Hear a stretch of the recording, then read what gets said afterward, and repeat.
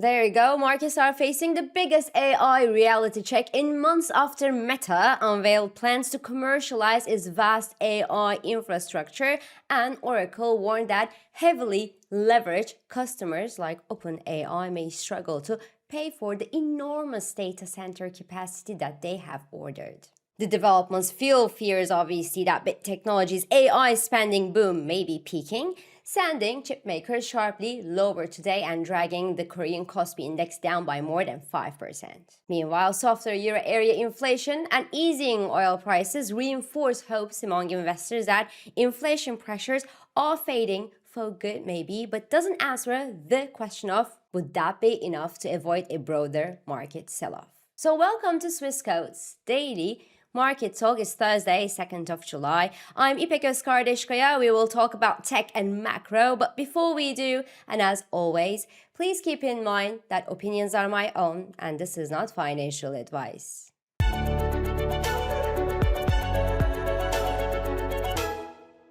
This show is brought to you by Swissquote. To be honest, I was expecting to start this episode talking about US jobs data, euro area inflation update, and major central bankers' latest thoughts about inflation and where the monetary policies are headed toward. And I will get there, don't worry. But instead, I will start this episode with Meta's decision to develop a cloud infrastructure business to sell access to computing capacity, chips, and its AI models to other third parties, and continue with Oracle warning that AI investments may not turn into profit. So let's start with Meta. Meta is now willing to step into the cloud business to sell computing capacity, chips, and access to its AI models to other companies, joining Microsoft, Amazon, and Google in this area.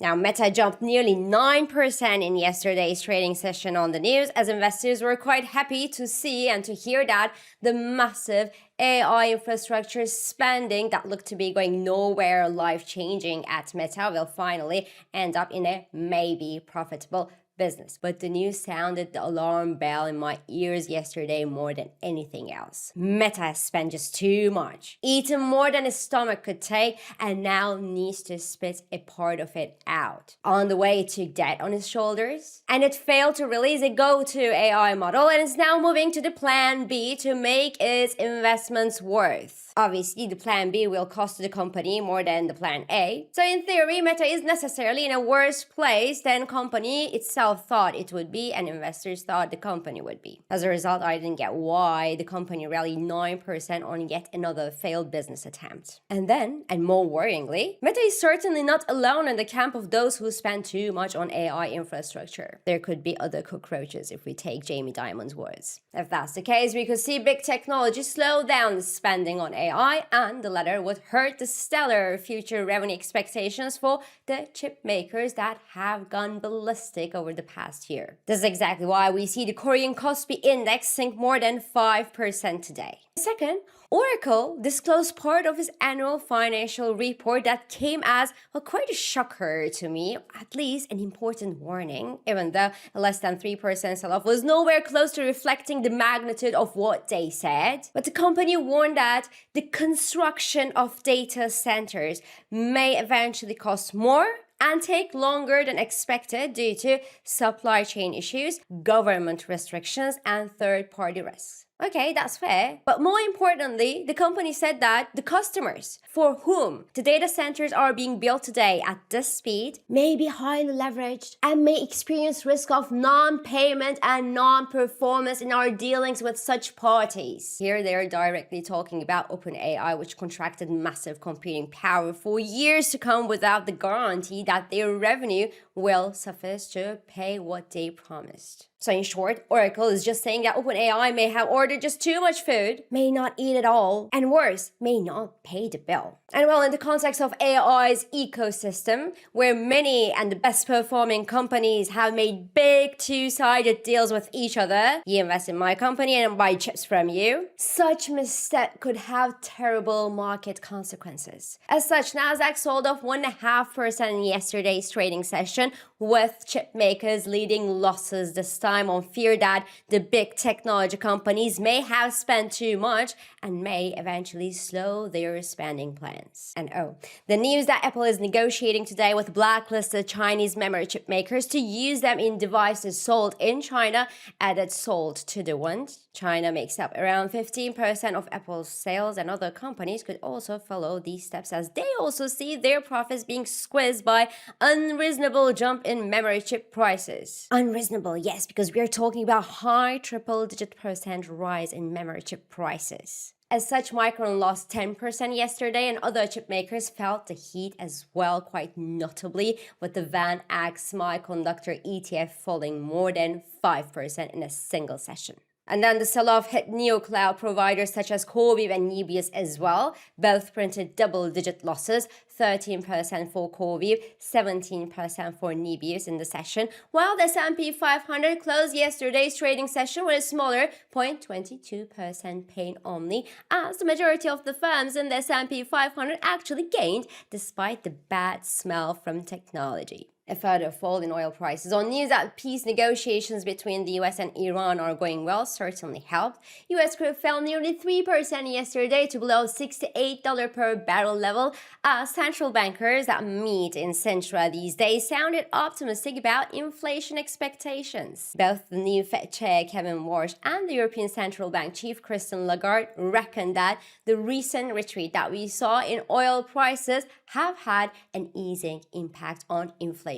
Needless to say that this is a development that could help them avoid further monetary policy tightening in the coming months to fight inflation. And cherry on top, the Euro area CPI data came in softer than expected in June preliminary release yesterday. The headline inflation is from 3.2 to 2.8% versus a retreat to 3% expected by analysts on a yearly basis, while core inflation is from 2.6 to 2.4% versus 2.5% penciled in by analysts. The euro dollar then eased to 113.61 level and is sitting a touch above a key Fibonacci support this morning, which is the major 38.2% Fibonacci retracement on 2025 to 2026 rally near 113.50 level. That should distinguish Euro's year-and-a-half-long appreciation against the US dollar from the medium-term bearish consolidation zone. The US dollar, on the other hand, strengthened across the board despite a soft-looking ADP print.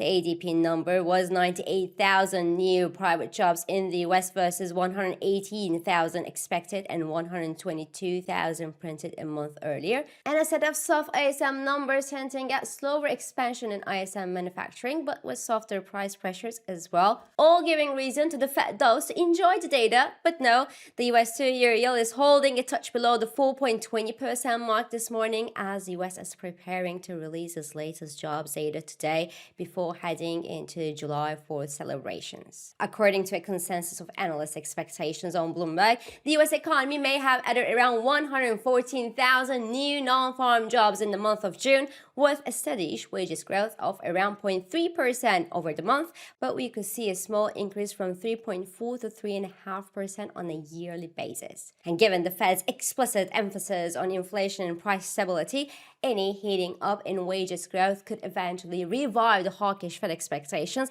and push the US yields higher, pressuring equity valuations lower at a time questions around the technology rally are getting louder. The good news is that the reason that led inflation to pick up momentum, the Iran war-led spike in energy prices, has vanished. But the bad news is if we see a downside correction in the technology complex, a meaning downside correction, the rest of the index may find it hard to reverse the tide. But wait, we recorded the third quarter outlook with Glenn Coxani yesterday from NFT Partners, and he told me that the AI gains will change hands eventually and that it would be still interesting to accumulate NASDAQ at dips. So I say that much only, and we'll let you discover the full conversation when it's published in a few days from now. But this is all for today. I'm İpek Özkardeşkaya, and thank you for joining me, and thank you for all your beautiful and supportive comments.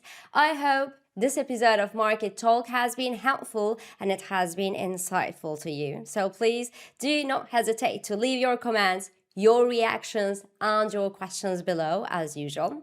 Follow us on Instagram, on X, on LinkedIn, but also on WhatsApp, Threads, Telegram, and Blue Sky for regular market updates. Subscribe to our YouTube channel for daily market comments, and please don't forget to hit the like button on these videos to let us know that you enjoy them. So I will meet you again tomorrow, and until then, good day trading. Trading and investing carry risks, including capital loss. CFDs in digital assets are volatile and not suitable for everyone. Swissquote assumes no responsibility for accuracy or losses from its use. Products and services are offered only where legally permitted.